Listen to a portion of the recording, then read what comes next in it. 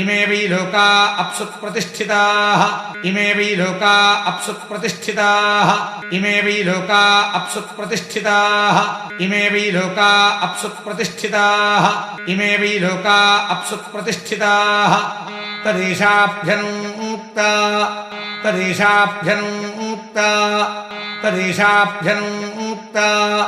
तदेशाभ्यनूक्ता तदेशाभ्यनूक्ता अपागुंरसपुतजगुंसन्नु अपागुंरसपुतजगुंसन्नु अपागुंरसपुतजगुंसन्नु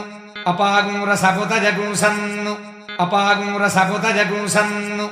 सूर्ये शुक्रं सपाभृतं सूर्ये शुक्रं सपाभृतं सूर्ये शुक्रं सपाभृतं सूर्ये शुक्रं सपाभृतं सूर्ये शुक्रं सपाभृतं अपागुंरसस्तजोरसः अपागुंरसस्तजोरसः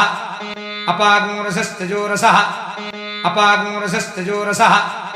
अपागुंरसस्तजोरसः तम्बो गृह्णाम्युत्तममिति तम्बो गृह्णाम्युत्तममिति तम्बो गृह्णाम्युत्तममिति तम्बो गृह्णाम्युत्तममिति तम्बो गृह्णाम्युत्तममिति इमे वै लोका अपागुंरसः इमे वै लोका अपागुंरसः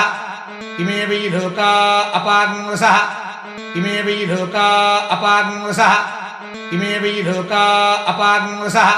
ते मुष्टुन्नादित्ये समाभृताः ते मुष्टुन्नादित्ये समाभृताः ते मुष्टुन्नादित्ये समाभृताः ते मुष्टुन्नादित्ये समाभृताः ते मुष्टुन्नादित्ये समाभृताः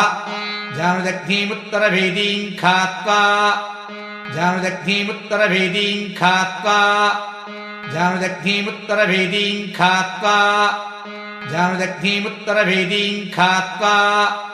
जानुदग्नीमुत्तरभेदीं खात्वा